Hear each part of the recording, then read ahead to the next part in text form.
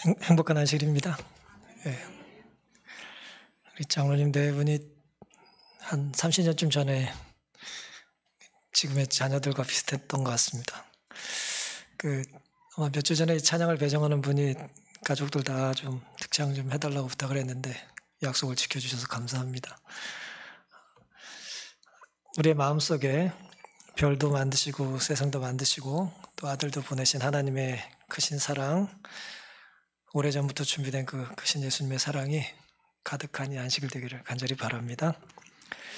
오늘 함께 살펴볼 말씀은 룻기 4장 17절 주제 성경절이고요. 오늘 마무리를 하겠습니다. 주제 성경절 제가 읽겠습니다. 그 이웃 여인들이 그에게 이름을 주되 나오미가 아들을 낳았다 하여 그 이름을 오벳이라 하였는데 그는 다윗의 아비인 이새의 아비였더라. 우리가 이제 룻기서를 시작하면서 룻기의 배경이 언제였다고 우리가 공부를 했죠? 사사들이 통치하던 때 누가 없었을 때라 그랬습니까? 예, 왕이 없을 때라 그랬죠. 이스라엘의 왕이 없으므로 사람이 각각 그 소견에 오른 대로 행했다는 표현이 이제 사사기에 2번 나옵니다. 이 말씀은 사사시대 이제 초기가 이 내용의 배경이라는 겁니다. 이제 룻기서의 저자가 기록한 룻기 내용의 배경인 것이죠. 그리고 룻기가 기록된 시대는 좀 다를 수 있겠죠. 오늘 우리는 이제 룻기서의 저자가 룻기를 왜 기록했는지 이제 오늘 룻기를 마무리하면서 좀 살펴보는 시간을 갖겠습니다. 사사시대 초기라고 하는 것의 어떤 성서적인 근거는 이제 성경 마태복음 1장 5절에 보시면 살몬은 라합에게서 보아스를 낳았다 그랬어요. 그러니까 오늘 본문에 등장하는 룻기서에 등장하는 이 보아스와 룻기서의 보아스가 다르다라고 하는 증거를 우리가 찾을 수 없기 때문에 다르지 않다고 하는 가정에서 이제 같다고 보는 것이죠. 그런 차원에서 라합은 이제 여리고의 기생이었잖아요. 이제 열두 정탐꾼이 가나안에 들어가기 전에 가나안을 정탐하려고 했을 때 정탐꾼을 숨겨줬던 여인이었기 때문에 이 여인이 후에 이제 이스라엘 백성들이 가나안에 정착했을 때 정착했던 그 살몬 정탐꾼의 한 사람과 함께 가정을 꾸려서 낳은 자녀가 보아스라고 우리는 이제 생각을 하는 것입니다. 따라서 룻기의 내용의 배경은 사사시대 초기가 되는 것이죠. 그리고 지금 이 내용이 이제 룻기의 맨 마지막에 가면 이제 다윗에게 끝나는데요. 오늘 주제 성경절에도 보아스에게서 이제 보아스와 룻에게서 이제 아이를 낳았는데 그 아이가 나오미가 낳았다고 말을 하면서 오벳이라고 이름을 줬죠. 그리고 그는 다윗의 아비인 이새의 아비라 그랬어요. 다윗의 뭐라는 거예요? 할아버지라는 얘기죠. 그렇죠? 다윗의 아버지, 이새의 아버지니까 오벳은 이제 다윗의 할아버지가 되는 것입니다. 오늘은 순종의 결말이라고 제목을 좀 정해봤습니다. 순종의 결말이요. 우리가 순종하면 어떤 일이 벌어질까요? 4장 13절에 보시면 이에 보아스가 룻을 취하여 아내를 삼고 자기가 이제 기업 물을 자의 권리를 다 주장할 법적인 권리를 양도받았기 때문에 룻을 취하여 아내로 삼습니다. 결혼을 하는 거죠. 그리고 그와 동침하였더니 여호와께서 그로 잉태케 하심으로 그가 아들을 낳은지라 그랬습니다. 성경에 기록한 전형적인 자녀를 낳는 표현이에요. 이제 동침하였고 하나님께서 자식을 주었다. 이제 그런 표현이 있습니다. 룻이 이제 보아스의 아내가 되었는데 보아스가 이제 어쨌든 그 나오미의 형편을 헤아리고 그 가정의 기업 물을 자가 되겠다고 이제 결정을 하지 않습니까? 그리고 그를 이제 아내로 취했어요. 그리고 동침을 했습니다. 여기까지는 인간이 할 수 있는 일이에요. 이제 순종하는 일이죠. 구체적인 순종이 어떻게 됐습니까? 기업 물을 자로서의 어떤 희생과 이제 봉사를 하겠다는 결심과 그걸 구체적으로 이제 행동으로 옮긴 것입니다. 근족, 이제 혈족, 제일 가까운 혈족이 그 가정을 책임지려고 하지 않았기 때문에 그 다음 순위였던 이제 보아스가 그 권리를 행사하는 거죠. 아내를 취하고 동침하는 것까지는 사람이 하는 일이에요. 그리고 잉태하고 아들을 낳는 건 누가 해주셔야 합니까? 그건 하나님이 해주시는 일이에요. 여기에 굉장히 극명한 차이가 있습니다. 우리는 어디까지 할 수 있어요? 우리가 할 수 있는 한계가 어디까지예요? 순종하는 거예요. 우리는 순종까지 할 수 있어요. 그것이 우리가 하는 끝이에요. 우리의 일의 끝은 순종입니다. 그리고 그 순종 너머의 일은 누가 책임지실까요? 하나님이 책임지세요. 물론 순종 너머에 그 결과를 하나님이 책임지시는데 그 결과가 반드시 우리가 기대하는 것과 같지는 않을 수 있어요. 우리 기대하는 것과 다른 결과가 나올 수도 있어요. 하지만 그 결과 이쪽으로 나든 저쪽으로 나든 그 책임을 누가 지실까요? 하나님이 지세요. 그게 순종을 우리에게 명하신 하나님의 계획입니다. 우리가 하나님의 뜻대로 살았다면 이후에 어떤 일이 일어나든 그것은 순종을 명한 하나님의 책임이죠. 순종까지만 우리의 책임입니다. 이유는 하나님이 하실 거예요. 우리는 하나님이 어떻게 하실지를 사실은 아는 것이 우리 일이 아니에요. 우리는 하나님이 어떻게 하실지를 아는 것이 우리 일이 아니라 우리 일은 하나님의 일에 순종하는 것입니다. 야고보서 1장 17절에는 각양 좋은 은사와 온전한 선물이 다 위로부터 빛들의 아버지께로부터 내려왔다 그랬습니다. 좋은 것은 하나님이 주신다는 거예요. 신명기 11장 14절에도 여호와께서 너희 땅에 이른 비 늦은 비를 적당한 때에 내리시리니 그랬습니다. 너희 곡식과 포도주와 기름을 얻을 것이라고 그랬습니다. 우리의 삶의 열매, 이 가정에서 지금 자녀라고 하는 열매를 하나님께서 주셨는데 고대 사회는 이제 토지가 굉장히 중요했잖아요. 결국 토지는 왜 중요합니까? 거기서 소산이 나기 때문이에요. 땅에 의지해서 사람이 살 수밖에 없고 그래서 하나님께서는 땅은 하나님께 속한 것이기 때문에 영영이 너희 것이 아니라 말씀을 하신 것이죠. 모든 좋은 것, 온전한 선물은 여전히 하나님의 선물이라는 것을 믿게 되시기를 바랍니다. 그리고 그 선물은 오늘 말씀처럼 적당한 때, 가장 적시에 하나님의 시간표 안에서 이루어진다는 것도 믿게 되시기를 바랍니다. 우리가 할 일은 순종하는 것이고 결과를 믿음으로 기다리는 것이죠. 이사야 55장 9절에는 하늘이 땅보다 높은 같이 내 길은 너희 길보다 높으며 내 생각은 너희 생각보다 높으니라. 제가 여러 차례 이 성경절을 말씀을 드렸습니다. 우리 길과 하나님의 생각이 일치하면 제일 좋습니다. 그렇죠? 하지만 일치하지 않다 할지라도 중요한 건 뭐예요? 하나님의 길과 하나님의 생각이 옳다는 것을 우리가 믿는 것입니다. 룻의 가정, 나오미의 가정은 지난 10년 동안 끊임없이 아래로 무너지는 경험을 했어요. 남편이 죽고 아버지가 죽고 아들이 죽는 경험을 이 여인들이 한 것이죠. 10년에 걸쳐서 무너진 이 가정이 놀랍게도 세워지는 데는 그리 오래 걸리지 않았어요. 우리가 보기엔 아무리 상태가 심각하고 우리가 보기엔 아무리 오래된 문제고 아무리 골이 깊어서 절대 불가능해 보여도 하나님께는 그것이 큰 것도 아니고 어려운 것도 아닌 것입니다. 하나님께는 문제가 되질 않아요. 우리가 이 말씀을 믿고 따라서 이제부터 순종한다고 뭐가 달라지겠어 라고 하는 어리석은 영적 패배주의에 빠지지 않게 되시기를 간절히 바랍니다. 하나님 없는 최선의 삶, 몸부림치고 사는 거 아니에요? 최선을 다해서 하나님 믿지 않고도 또 하나님 인정하지 않고도 아무리 하나님 없이 최선을 다해도 하나님 앞에 그저 굴복하고 내려놓는 것보다 좋은 결과를 가져올 수 없다는 것을 믿게 되시기를 바랍니다.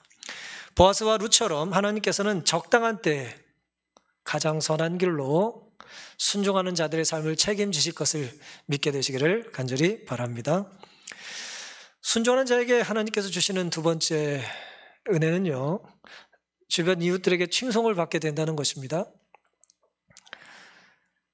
우리의 삶을 책임지시는 하나님께서는 그 책임을 지시는 모든 과정 속에 사람들에게 인정을 받게 해주세요. 물론 항상 인정을 받는 건 아니에요. 하지만 인정을 받는 그 모든 일이 결국 하나님의 은혜 안에 있다는 것을 우리가 깨달을 필요가 있습니다. 4장 14절에는 여인들이 나오미에게 이르되 찬송할지어다. 여호와께서 오늘날 너에게 기업 물을 자가 없게 아니하셨도다. 이 아이의 이름이 이스라엘 중에 유명하게 되기를 원하노라. 이는 네 생명의 회복자며 네 노년의 봉양자라. 곧 너를 사랑하며 7 아들보다 귀한 자부가 낳은 자로다. 나오미가 아이를 취하여 품에 품고 그의 양육자가 되니 그 이웃 여인들이 그에게 이름을 주되 나오미가 아들을 낳았다 하여 그 이름을 오벳이라 하였으니 그랬습니다. 이웃들이 찾아와, 특별히 이제 여인들이 찾아와 이제 나오미에게 계속해서 이제 칭송을 하고 이제 축하를 해주고 있는 장면이죠. 룻기 1장 19절에 보면은 처음에 나오미가 이제 고향으로 돌아왔을 때에 여자들이 뭐 했다 그랬어요? 저가 나오미냐 하고 떠들었다 그랬어요. 10년 만에 돌아온 잘 살던 집, 남편에게 사랑받고 아들들에게 인정받던 괜찮은 잘 나가던 여자인데 10년 만에 완전히 쫄딱 망해가지고 돌아온 것을 보고 여인들이 저가 나오미냐라고 이렇게 계속해서 성경이 떠들었다고 이제 번역을 했는데요. 뭐 나쁜 마음에서라기보다는 우리는 남이 잘못된 걸 보고 얘기하기를 좋아하니까요. 그러던 여인이 불과 1년 만에 전혀 다른 반응을 보이고 있는 거예요. 그들이 보였던 첫 번째 반응이 뭡니까? 이 아이의 이름이 이스라엘 중에 유명하게 되기를 원한다고 고백했어요. 이전에 보아스가 룻을 취하겠다고 했을 때 보아스의 이름이 베들레헴에서 유명해지기를 원한다는 축복을 이 사람들이 한 적이 있죠. 그리고 1년이 지났어요. 그리고 그 가정에 누가 태어났어요? 자녀가 태어났어요. 이제 똑같은 축복을 그 자녀에게 해주고 있는 거예요. 대대로 남의 집안 위에서 축복해 주는 게 쉬운 일일까요? 쉽지 않을 겁니다. 대대로 자손 만대 우리 가정에 복을 달라는 기도를 하긴 쉽지만 저 가정이 대대로 잘 되게 해달라고 기도하는 건 결코 쉬운 것이 아니죠. 하지만 놀랍게도 이 여인들은 보아스에게 하나님께서 내리신 축복 동일하게 태어난 이 자녀에게도 복이 임하기를 유명해지기를 원한다는 놀라운 축복을 빌어주고 있습니다. 너의 생명의 회복자여 내 노년의 봉양자라고 말하는 거예요. 나오미가 거의 죽어가던 사람, 이제 나는 슬픔의 여인이고 이제 나는 죽을 사람이라고 하는 탄식하던 이 여인이, 생명의 심지가 꺼져가던 여인이 이제 태어난 아이로 인하여 뭐예요? 생기를 되찾는 거예요. 아이를 가까이 하다 보면 아이의 어떤 생명력의 기운이 어른들에게 전달이 될까요? 같이 웃고 같이 움직이고 같이 뒹구르다 보면 어때요? 물론 기운도 빠질 수 있지만 또 기력이 소생되기도 하는 것이죠. 또한 여인들은 나오미의 며느리를 놀랍게도 이렇게 말해요. 룻에 대하여 7 아들보다 뭐하다고요? 귀하다 그랬어요. 7 아들보다 귀한 자부. 이게 맞는 말이에요, 틀린 말이에요? 그냥 우리가 그냥 일반적으로 보기에 저 며느리는 웬만한지 7 아들보다 귀한 자부지 뭐 라고 말할 수 있어요, 없어요? 말할 수 있죠. 그런 덕담할 수 있잖아요. 10 아들 부럽지 않아? 딸 하나가. 저희 어렸을 때 그런 말 많이 했잖아요. 그 산하 뭐 계획하느라고, 가족 계획하면서 잘 키울 딸 하나는 뭐 그 앞에 뭐가 붙지는 않았어요. 그냥 못 키운 10 아들은 아니고 그냥 10 아들 부럽지 않다는 말 많이 썼잖아요. 맞는 말이죠. 지금 룻의 행색을 보면, 그의 행태를 보면, 그의 모습을 보면 7 아들 부럽지 않은 거예요. 그 완벽한 순대 7 유대인들에게 그 많은 아들 부럽지 않다. 며느리 하나 잘 구한 것이, 이제 그렇게 말을 한 것이죠. 맞는 말이에요. 문제는 이게 쉬운 말이 아니라는 거예요. 무슨 뜻일까요? 보통의 이 주변 여자들은 나오미의 연령대가 비슷하다고 봐야 될 텐데, 그럼 그 가정에도 며느리가 있을까요, 없을까요? 며느리 없겠어요? 며느리가 있었겠죠. 그럼 당연히 내 며느리가, 나오미 며느리가 비교가 될까요, 안 될까요? 당연히 되죠. 저 집 며느리는 참 착하다, 효성이 지극하다, 뭐 그런 말 할 수 있죠.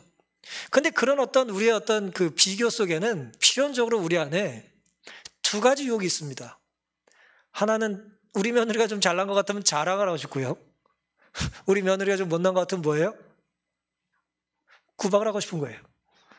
우리 안에는 늘 그런 균형을 잡지 못하는 유혹이 있는 거죠. 그래서 사실 룻이 7 아들보다 낫다는 말은 생각하기 쉽지만 말로 옮기는 건 쉬운 것이 아니고요. 더더욱 우리 마음속에 나오미를, 어제 공교롭게도 이제 이장로님이 설교 중에 뭐 질투에 대한 이야기를 좀 하셨습니다만은, 이 보아스를 보고 사람들이 이렇게 말하기가 쉬웠을 거예요. 나오미를 보고. 나오미의 저 복이 룻을 잘 얻은 것이긴 한데 결국 누구 때문에 이 가정이 지금 복을 받고 있는 거예요? 보아스 때문이잖아요. 그럼 이렇게 말하기가 쉬웠겠죠. 뭐 말이야 바른 말이지 이게 다 누구 덕이에요? 보아스 덕이에요. 보아스 덕이지 뭐. 보아스 아니면 나오미 볼 거 있겠어? 그런 말 우리가 부지불식간에 하기 쉽지 않을까요? 다 보아스를 칭찬하고 싶은 거죠, 사람들이. 나오미를 뭐 칭찬하기 쉬운 게 아니에요. 사람들 마음속에 그 며느리를 칭찬하고 나오미를 칭찬하기보다는 보아스를 칭찬하기가 쉬운 거죠. 누군 칭찬해주고 싶지 않아요? 라이벌 여자를 뭘 칭찬을 해요. 예. 라이벌을 칭찬하기 웬만하면 쉽지 않습니다. 우리는 자유가 있어요. 이 자유라는 건 말할 자유가 있잖아요. 그렇죠? 자유라는 건 이제 말의 자유입니다. 이 말을 글로 옮기는 게 이제 언론의 자유잖아요. 이 말과 글이라는 건 내 생각을 표현하는 것 아닙니까? 내 생각을 멋대로 하는 자유가 있어요. 그래가지고 비판하고 험담을 하기가 쉽습니다. 사실이라고 하는 이제 기초 위에서 말이야 바른 말이지 그러면서 이제 그렇게 말을 한단 말이에요. 하지만 놀랍게도 이 여인들은 축하와 칭송할 자기의 자유를 가지고 험담하지 않고 하나님의 시선으로 축하하고 칭송할 이유를 찾은 것입니다. 유혹에 굴복하지 않고 성령의 역사에 순종했어요. 우리가 나도 모르게 안 좋은 말이 나기도 하지만 나도 모르게 아름다운 것을 보고 좋은 것을 보면 좋은 말이 나갈 때가 있잖아요. 그건 내가 잘나서 그런 게 아니라 성령께서 지금 나를 이끌고 계신 거예요. 선한 말을 하도록, 선한 일을 하도록. 내가 무슨 일을 하면 누군가 행복해질 거라는 생각을 우리가 바보가 아니니까 할 수 있고 하고 살아야 돼요. 근데 우리 습관의 노예이기 때문에 잘 그런 일을 하지 않죠. 생각나는 대로 말하고 말하던 대로 말하고 그러잖아요. 하지만 놀랍게도 이 여인들은 1년 사이에 이 보아스와 나오미와 룻의 삶에 역사하신 하나님을 보고 그들의 마음속에 거룩한 감각들이 이제 깨어나기 시작했던 것 같습니다. 그리고 오벳을 보면서 나오미가 낳은 아들이라는 말까지 해주죠. 질투라고 하는 관점에서 흥미로운 이야기가 하나 있어서 해드리겠습니다. 엘리자베스 키블로 로스라고 하는 의사 이야기를 제가 여러 번 해드렸을 텐데요. 인생 수업이라고 하는 이 역작에서 자신의 경험을 이렇게 이야기한 적이 있습니다. 이 사람이 시카고 대학의 의대 교수였어요. 아주 똑똑한 사람이고 좋은 책을 많이 쓴 사람인데 시카고 의대 이제 교수였는데 강의를 아주 잘했어요. 그래서 학생들에게 어느 해 최고의 교수라는 이제 점수를 받았어요. 교수에게는 얼마나 명예로운 일이겠어요. 수많은 그 명문 대학생들이 최고의 교수라고 그의 이 엘리자베스 키블로 로스를 뽑아주는 것이죠.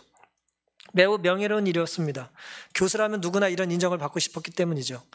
상을 받게 되었다는 발표가 났어요. 이 여자 교수가 상을 받게 됐다는 발표가 났을 때에 주변 교수들이 다들 평상시와 다름없이 친절하게 대해줬답니다. 하지만 상에 대한 언급을 하는 교수는 한 명도 없었대요. 다 경쟁자인데 1등한 이 여자를 누가 상에 대한 코멘트를 하지 않았다는 거죠. 그들의 미소대에는 그들이 말하지 않은 무언가가 있다는 걸 이 여자가 느꼈어요. 이 바보가 아니고 똑똑한 여자인데 그걸 못 느끼겠어요?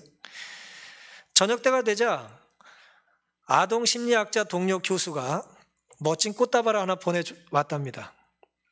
같은 의대 교수는 아니지만 어쨌든 아동 심리학과 교수가 남자가 그걸 보내왔대요. 카드에 이렇게 써 있었답니다. 질투가 나서 죽을 지경이지만 어쨌든 축하해요. 제가 이 책을 여러 번 봤지만 저는 이걸 읽을 때마다 참 미소가 나요. 질투가 나서 죽을 지경이지만 어쨌든 축하해요. 이 카드를 읽고 난 순간부터 이 엘리자베스 키블로 로스는 나는 이 남자만은 믿을 수 있다고 생각하게 됐다는 거예요. 그 수많은 동료 교수들 중에 이 남자는 믿을 수 있겠다. 왜요? 가식적이지 않았고요. 그가 무슨 생각을 하는지 알 수 있어요, 없어요? 알 수 있는 것이죠.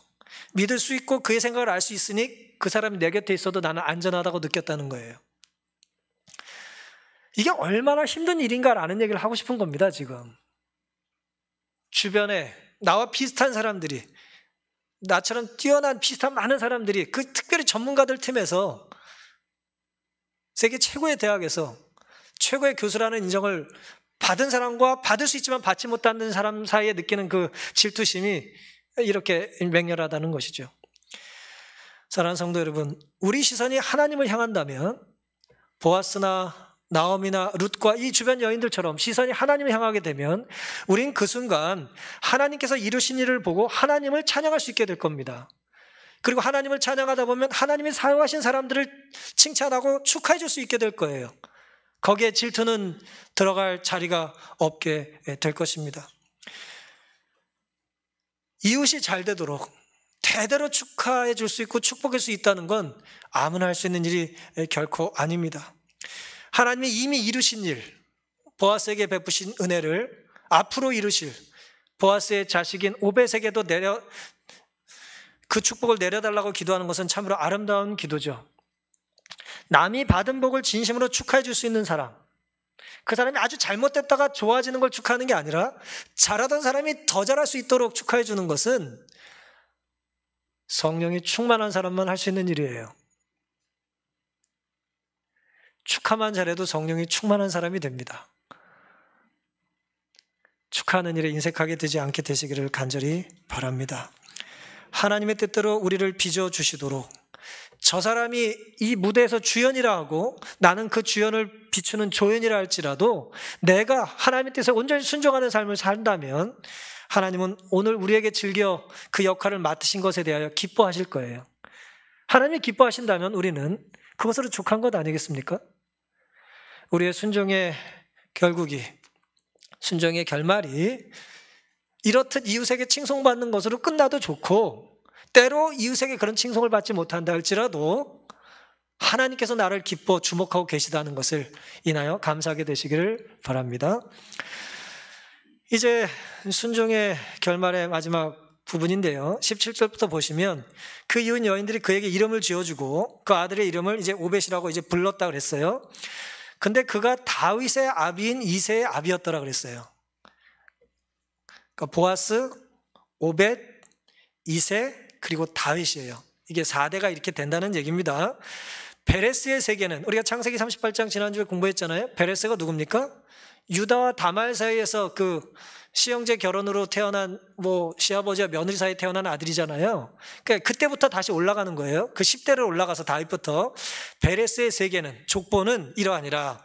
베레스가 헤스론은 람은 암미나답은 나손은 살몬은 보아스를 낳았다. 21절. 보아스는 오벳은 이새를. 22절. 그리고 이새는 누굴 낳아요? 이게 룻기의 마지막 기록이에요. 룻기의 마지막 기록이 다윗이 태어났다, 그 얘기로 끝나요. 제가 설교 처음에 룻기서의 저자가 이 기록을, 이 내용을, 그러니까 룻기의 기록의 내용의 배경이 언제라 그랬죠? 시대적으로 사실시대 초기였다고 말씀을 드렸죠. 그리고 우리가 이제 상식적으로 생각을 했을 때에 이 기록의 맨 마지막 기록에 언급된 이름이 누구라고요? 다윗이니 이 룻기의 저자는 누구 때 이 책을 쓰기 시작한 거예요? 다윗 때 이 글을 쓰기 시작한 거예요. 다윗 때, 다윗의 조상 이야기를 쓴 겁니다. 아니라고 믿으면 어쩔 수 없지만 다 그렇게 생각해요. 다윗이 왕이 되었을 때 그가 어떤 계보에서 혈통을 이어받았는지를 이 본문의 저자는 쓰고 싶은 거예요. 그게 이 저술의 의도예요. 저자의 의도입니다. 다윗이 어떤 혈통으로 이어받았는지, 그리고 특별히 누구의 결정적인 순종? 보아스라는 사람의 결정적인 순종으로 다윗이 태어났다라고 하는 이야기를 하고 싶었던 것이죠. 위로는 베레스, 유다의 집안 아니에요? 별로 그렇게 아름답지 못한 이상한 이제 족보가 시작이 된 것이고, 아래로는 이제 다윗도 이새의 막내 아들 아니에요? 장남도 아니잖아요. 이렇게 내려오게 되는 거죠. 그런데 이제 우리가 성경 룻기서 읽다 보면은 무슨 생각이 드냐? 이 오벳의 아버지가 누구냐는 거예요. 오벳의 아버지가 누굽니까? 보아스잖아요. 근데 우리가 지난 여러 시간에 걸쳐서 고엘에 대해서 공부를 했어요. 기업물일자에 대해 공부하고 뭐 형사치수에 대한 개념도 공부 좀 했습니다. 그러니까 형이 죽으면 동생이 형수를 취해서 자식을 낳고 첫째 아들을 누구로 쳐요? 형의 아들로 치잖아요. 그렇죠? 그러니까 형사치수라고 하는 이제 그런 결혼 제도와 그다음에 이제 고엘, 기업물일자라고 하는 제도는 유사하지만 같은 건 아니에요. 비슷한 개념입니다만은 정리를 하자면 고엘이라고 하는 것은 이제 레위기 25장에 나타난 신형과 관계된 개념이에요. 고엘이 한마디로 무슨 뜻이라고 그랬죠? 그냥 땅이라고 생각하면 된다고 그랬죠? 땅을 사준다는 개념이에요. 물론 재산이라고 생각하시면 돼요. 내가 가진 재산을, 주성에게 물려받은 재산을 내가 관리를 잘 못하게 됐어요. 가난해져서. 그럼 어떻게 해야 돼요? 땅밖에 없으니 땅을 팔아야 돼요. 그러면 그 파는 땅을 제값을 받을 수 있겠어요? 없겠어요? 제값을 못 받죠? 그러니까 헐값에 넘길 가능성이 많은데 하나님은 그렇게 못하게 하신 거예요. 제값을 주고 거래하게 하셨고 그것을 가까운 사람이, 친척이 뭐예요? 사주라는 거예요. 남에게 팔린 것도 되사주고 다시 주라는 거예요. 그리고 그런 게 여의치 않으면 언제 가서 주인에게 돌아가요? 신년 때 가서 돌아갈 거라고 하는 게 이제 고엘의 의미예요. 고엘은 그러니까 기업물자의 개념은 땅과 관계된 개념이고요. 그 다음에 이제 형이 죽고 나서 동생이 형수를 취하는 형수 취수의 개념은 신명기 25장에 나타난 그의 삶이 구원하는데 생명과 관계된 거예요. 형의 아들, 형의 생명과 관계된 거예요. 둘 다 결혼이라고 하는 큰 틀 안에서 이해할 수 있어요. 한쪽은 형수를 취함으로 형의 씨를 이어주는 거고, 한쪽은 우리 가족이 잃어버린 재산을 땅을 되찾아줌으로 그 가정을 살려주는 거예요. 개념은 좀 비슷합니다. 그리고 그걸 거절할 수 있었어요. 거절하면 침뱉음을 당하고 신발 한 짝을 이제 벗어나야 된다는 이야기를 우리가 지난번에 살펴봤죠. 이런 배경하에 이제 우리가 이걸 좀 정리할 필요가 있겠습니다. 룻기서에서 오벳의 아버지가 누구냐는 거예요. 성경에 누가 아버지라고 기록해요? 보아스가 아버지라고 말해요. 근데 우리가 배운 율법적인 가르침에 의하면 아버지가 누가 돼야 돼요? 룻의 남편 말론이 돼야 돼요. 말론이 돼야 돼요. 그렇죠? 근데 성경은 이 이름을 말론의 아들이라고 기록해야 하네요. 그렇게 기록하고 있지 않아요. 하나님이 그렇게 되면 그 아버지 이름을 이어주겠다고 해놓고는 그렇게 기록하지 않으시고, 보아스가 이제 오벳의 아버지로 성경에 기록이 되어 있습니다. 뭐 우리가 보기엔 그럴 수도 있지, 뭐 그렇게 넘어가는데 누군가 이게 궁금한 거예요. 저에게 몇 번을 물어본 분이 있었어요. 어떻게 된 거냐고. 그래서 내가 나중에 설교할 테니까 기다리라고 몇 주를 이제 제가 끌었습니다.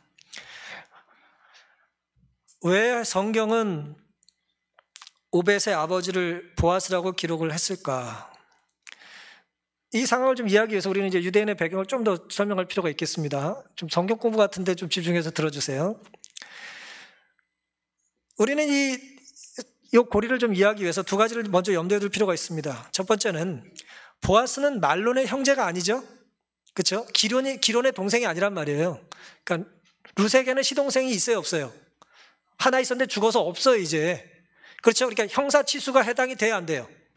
해당이 되지 않습니다. 그러니까 보아스는 형사치수 때문에 그 제도로 룻을 취한 것이, 죄송하지만 말 그대로 그렇게 취한 것이 아니에요.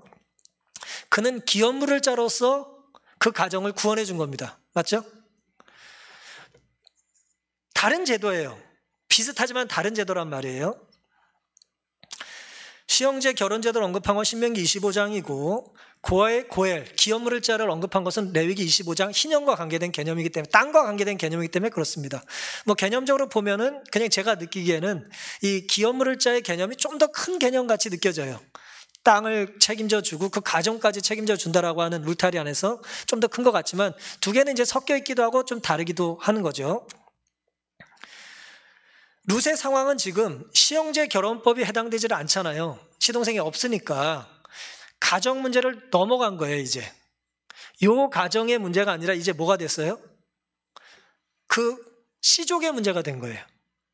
자기들 가족끼리 해결할 수가 없어요. 시동생이 없으니까, 다른 형제가 없으니까. 그래서 이것이 시족의 문제로 확대가 된 거예요. 그러니 이것을 이제 고엘이라고 하는 울타리 안에서 이제 보아스가 하나님의 말씀에 순종하고 이제 해결을 한 것이죠. 근데 두 번째 우리가 생각해 볼 수 있는 것은 보아스는 기업물일자의 의무감 때문에만 이 일을 한 것이 아니라 의무감 때문에 어쩔 수 없이 한 게 아니라 자기 아니면 할 사람이 없으니까 어쩔 수 없이 한 것이 아니라 보아스는 룻을 아내로 맞이하기 위한 것이 더 중요한 목적이었어요. 룻을 아내로 맞이하려는데 뭐예요? 처음 가진 권리를 가진 사람이 있으니까 그가 포기하자마자 그걸 이제 취한 것이 된다는 것이죠. 기업물을 권리를 가졌던 첫 번째 근족에 대하여 이제 본교 주석은 이렇게 기록을 했습니다. 분명히 그는 그의 재산을 상속받을 자녀가 없었다. 손해 볼까 해서 취하지 않은 그 사람 얘기예요. 아마도 자녀가 없을 거라고 생각해요. 만약 그가 룻과 결혼하면 룻이 낳게 될 그 첫째 아들은 자기 아들이 아니라 죽은 룻의 남편의 아들로 여겨질 것이죠. 그렇게 될 때 그가 나옴에게 살 땅과 지금 자기가 사는 땅과 자기 재산까지도 룻의 아들에게 넘겨지게 될 것이다 라고 생각했다는 거예요. 그게 싫어서 이 사람은 그걸 취소한 거예요. 손해날까 하고. 이득이 없잖아요. 그렇게 얘기한 것이고요. 롤랑 드보라고 하는 아주 출중한 이제 천주교 신앙을 가진 이제 학자가 있어요. 구약신학의 아주 위대한 학자인데 이 사람이 이제 히브리 대학의 교수하면서 이제 구약시대 생활풍속이라는 아주 좋은 책을 저술을 했는데요. 그 책에 보면은 이 상황을 이렇게 기록을 했습니다. 포기한 그 사람에 대해서 그는 자기에게 부과되는 이중의 의무를 감당하고자 하지 않았다. 그 토지를 매입하고 과부 룻과 결혼하는 의무이다. 땅도 사는 의무, 그 다음에 그 여자도 취하는 의무, 이중의 의무를 그는 감당할 마음이 전혀 없었다는 거예요. 왜냐하면 이 결혼에서 태어날 어린이는 이미 죽은 본 남편의 뭘 따를까요? 성을 따르게 될 겁니다. 그리고 그가 자기 재산의 상속자도 될 것이에요. 그러니까 남의 자식으로 될 성을 가진 사람에게 누구까지 줘야 돼요? 내 돈까지 줘야 되는 거예요. 물론 자녀가 없을 거라고 가정하면 죽은 다음에 무슨 돈이 무슨 의미가 있겠나 싶을 수도 있지만 뭐 사람이 그렇게 생각을 안 하나 봐요. 어쨌든 그래서 남의 이름을 가질 남의 성을 따라갈 사람을 내가 굳이 뭘 데려다가 내 재산까지 나중에 주냐 그럴 마음이 없었다는 거예요. 이런 어떤 구약적인 문화적인 배경을 따라 봤을 때에 내가 고애를 이제 기업물을 자가 되어 이제 여인을 취해서 자녀를 낳게 될 때 태어난 그 아이는 내 자식이 아니기도 하지만 법적으로 그렇죠? 법적으로 내 자식이 아니기도 하지만 실제로는 내 재산을 상속받는다고 하는 의미에서 뭐가 돼요? 내 자식도 되는 거예요. 제가 이 얘기 드리려고 좀 복잡하게 설명을 드린 거예요. 기업물을 자가 되어 자식을 낳으면 법적으로는 이 여자의 먼저 남편의 자식이 되지만 실제로는 내 재산을 상속받는다는 의미에서 내 자식도 되는 것입니다. 따라서 룻기 4장은 보아스 혈통이 위로는 유다까지 이르고 밑으로는 이제 다윗까지 이른다고 이제 말을 하는데요. 이런 진술에서 오벳의 아버지가 말론이 아니라는 뜻이 아니고요. 여기 보아스가 기록됐다고 해서 오벳의 아버지가 법적으로 말론이 아니라는 말이 아니고 법적으로 말론의 아들인 건 맞지만 실제적인 생물학적인 의미에서의 아버지는 누구라는 거예요? 보아스라고 하는 것을 이 저자는 반드시 기록하고 싶었던 거예요. 누구의 순종으로 오벳이 태어났고 그의 삶을 통해서 결국 누가 태어났다? 다윗이 태어났다는 얘기를 하고 싶은 거예요. 법적인 생물학적 아버지가 다르다는 것은 이스라엘의 족보에는 죄송하지만 이렇게 많이 발견이 돼요. 대표적으로 마태복음과 누가복음에 보시면 예수님의 족보가 나오죠. 성경 공부하시면서 늘 혼란스럽지 않으셨어요? 족보를 읽어보면 숫자도 다르고 이름도 다르죠? 뭐 중간중간 뭐 같은 사람도 있습니다만은 하나는 내려고 하나 올라가는데 결국 이름이 같아요, 달라요? 이름이 다릅니다. 마태복음의 족보와 그 누가복음의 예수님의 족보의 이름이 달라요. 그 다른 거 어떻게 공부하셨어요? 공부한 적이 없으세요? 달라요. 집에 가서 읽어보세요. 달라요. 마태복음 1장의 족보와 누가복음 3장의 그 이름들이 달라요. 똑같이 예수님의 아브라함의 자손들을 얘기하고 있는 건데 다릅니다. 이것이 늘 신학적으로 논란이 돼요. 이 성경이 잘못됐다고 말하는 사람들도 있고요. 사실은 그렇지 않습니다. 이 다른 이유는 이렇게 생각하시면 됩니다. 마태복음 1장 16절 야곱은 마리아의 남편 요셉을 낳았다 그랬어요. 예수님의 어머니가 마리아고 아버지가 누구예요? 요셉이죠. 근데 할아버지 이름이 뭐라고요? 야곱이랍니다. 야곱. 그렇죠? 이스라엘 사람들은 존경하는 조상들의 이름을 자꾸 베껴서 썼기 때문에 이제 그렇게 된 거예요. 야곱의 아들이 요셉이니까 이제 그렇게 이제 된 겁니다. 그리고 성경은 뭐예요? 마리아에게서 그리스도라 칭하는 예수가 났다 그랬죠. 마태는 요셉이 예수님의 생물학적 아버지라고 말한 게 아니에요, 지금. 법적으로는 요셉이 아버지지만 실제로 누가 낳았어요? 마리아를 통해서 성령께서 나신 거잖아요. 그래서 마태가 그렇게 의도적으로 기록한 거예요. 법적으로는 요셉이지만 생물학적으로는 요셉이 아니라는 얘기를 하고 싶은 거예요, 지금. 이해되시죠? 그 다음 누가복음 3장 23절은 똑같은 성경을 이렇게 말합니다. 예수께서 가르치심을 시작할 때 30세쯤 되시니라 사람들이 아는 대로는, 이게 재밌는 표현이에요. 사람들이 아는 대로는, 사람들은 그렇게 알고 있다는 거예요. 요셉의 아들이니, 아버지가 요셉인데 요셉의 아버지 이상은 누구라고요? 헬리라 그랬어요. 아니 마태복음 1장에는 아버지가 누구였어요? 야곱인데 누가 보면 누구예요? 같은 사람이에요, 다른 사람이에요? 또 어떤 믿음 좋은 사람은 이 사람 이름이 두 개여서 그렇대. 아니에요, 다른 사람이에요. 그러면 아버지가 달라요. 지금 다른 사람을 왜 성경에 기록을 해놨을까요? 바보라 기록했습니까? 누가나 마가가 그것도 몰라서 기록했을까요? 아니에요.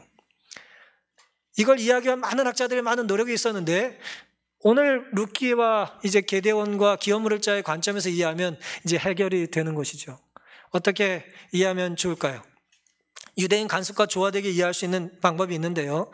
하나는 혈통에 의한 족보예요. 하나는 혈통, 말 그대로 혈통대로 낳은 족보인 거고 마태가 그럴 거라고 생각합니다. 그 다음 두 번째는 이제 입양이나 수원, 그러니까 형사 취수의 계보로 내려온 족보라고 생각을 하는 것이 하나의 방법이에요. 그럼 이름이 같을 수가 없겠죠? 그렇죠? 혈통대로 기록된 족보가 있고 이제 법대로 기록한 게 있으니까요. 같은 관점에서 마태는 요셉의 족보를 기록했고 누가는 마리아의 부계 족보를 기록했다고 믿는 거예요. 마리아의 아버지, 그러니까 남자들을 기록하더라도 엄마 쪽 아버지를 기록했다는 거예요. 왜 그랬을까요? 만약에 그랬다면 그걸 이해할 수 있는 몇 가지 방법은 이제 헬리가 이제 예를 들어 두 가지 해석할 수 있어요. 헬리가 마리아를 딸로 낳았는데 더 이상 자식이 없는 거예요. 그리고 남편을 누구로 얻었어요? 요셉으로 얻은 거예요. 그리고 그 사이에 예수님이 태어난 거죠. 그러니까 헬리의 아들이 예를 들어 요셉이 되고 요셉의 아들이 예수님이 됐다는 거죠. 사위가 법적으로 아들로 이제 입양이 된 겁니다. 아들로 이제 계산을 한 것이 되는 거죠. 유대인의 관습에 따라서 이제 이렇게 이제 해석할 수 있다는 거예요. 실제 아버지, 그 다음에 이제 법적으로 입양한 이제 족보로 이제 우리가 이것을 나눠서 이해할 수 있다는 것이죠. 요셉의 아들, 그러니까 야곱의 아들이라면 요셉이 이제 말씀드린 것처럼 헬리의 아들이 될 수는 없는데 둘 다 될 수 있는 방법이 이제 게데온으로 이해를 했다는 것입니다. 이 말씀을 이제 정리를 하고요. 오늘 이제 룻기를 마치면서 우리가 생각해야 될 가장 중요한 것은 이런 것입니다. 죽은 자의 이름이 전승이 된다는 거예요. 그 계보가 끊긴 것이 전승이 돼요. 누굴 통해서요? 살아있는 자의 순종을 통해서 이어지는 것입니다. 이것이 제가 볼 때 룻기서의 핵심이에요. 죽어 사라질 수밖에 없는 사람의 이름이 살아있는 자가 하나님 말씀의 순종함을 통하여 그의 이름이 전승되는 거예요. 하지만 놀랍게도 성경은 정말 순종한 사람이 누구인지를 기록에 남겨두는 것입니다. 하나님은 그걸 중요하게 여기신다는 거예요. 세상 역사에 따라 기록이 안 될 수도 있어요. 우리의 순종이, 우리의 헌신이 사람들은 잊어버릴 수도 있고 중요하게 여기지 않을 수도 있어요. 하지만 하나님은 뭐 하세요? 하나님을 기억하시고 그것을 주목하시고 그것이 귀한 일이라고 여기신다는 것입니다. 오늘 우리의 순종은 누군가에게 생명을 전달해 주는 것이고 오늘 우리가 살아 숨쉬는 것은 제가 여러 차례 말씀드렸지만 누군가 순종했던 것의 결과물이에요. 누가 순종했기 때문에 그 순종의 결과로 하나님이 우리에게 생명을 넣어 주신 것입니다. 우리의 신앙도 마찬가지죠. 성경의 족보는 하나님이 어떤 분인지, 하나님과 연결된 사람은 어떤 사람인지를 보여주는 것입니다. 우리는 어떤 면에서 보아스는 어리석은 사람처럼 보여요. 이름이 기록되지 않는 사람은 좀 지혜로운 사람 같습니다. 이 사람은 손해볼 일을 하지 않았어요.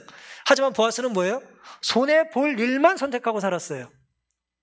우린 이 보아스의 모습에서 누구를 발견합니까? 예수 그리스도의 십자가를 발견하게 되는 것입니다. 순종하는 것을 택함으로 계속해서 손해보시는 선택을 하는 거예요. 사랑이라는 게 그런 것 아니겠습니까? 사랑을 시작한다는 것은 결국 뭘 시작하는 거예요? 내가 손해볼 마음으로 시작하는 것입니다. 대신 그 손해가 손해로 여겨지진 않겠죠. 기쁜 마음으로 하게 될 테니 말입니다. 욥기 19장 25절에는 내가 알기로는 나의 구속자가 살아계시니 후일에 그가 땅에 서실 것이라 그랬어요. 여기서 얘기하는 구속자가 바로 고엘이라는 얘기입니다. 나를 구원해 주신 분이라는 거예요. 지금 내가 아무리 고통스럽고 힘들어도 결국 나를 구원해 주실 예수 그리스도, 나의 기업 물을 자는 살아계셔서 나를 구원하실 거라는 거예요. 이사야 43장 1절에도 고엘의 개념이 나옵니다. 야곱아 너를 창조하신 여호와께서 이제 말씀하시느니라. 이스라엘아 너를 조성하신 자가 이제 말씀하시느니라. 너는 두려워 말라. 내가 너를 구속하였고. 여기서의 구속이 기업 물을 자의 같은 단어입니다. 하나님 우리를 뭐 하세요? 끝까지 책임지실 거예요. 우리가 팔아먹은 땅도 책임져 되찾아 주실 것이고, 우리가 잃어버린 시간도 우리가 회개할 때 회복시켜 주실 것이고, 우리가 숨이 끊겨 아무런 것도 남길 수 없는 불쌍한 피투성이로 산다 할지라도 하나님께서는 십자가의 보혈로 예수 그리스도 통해서 우리의 이름을 생명책에 기록해 주실 것입니다. 지난 10년 혹은 20년 우리 가정에 기쁜 일이 없을지도 모르겠어요. 기쁜 일이 하나도 없었을지 모르겠어요.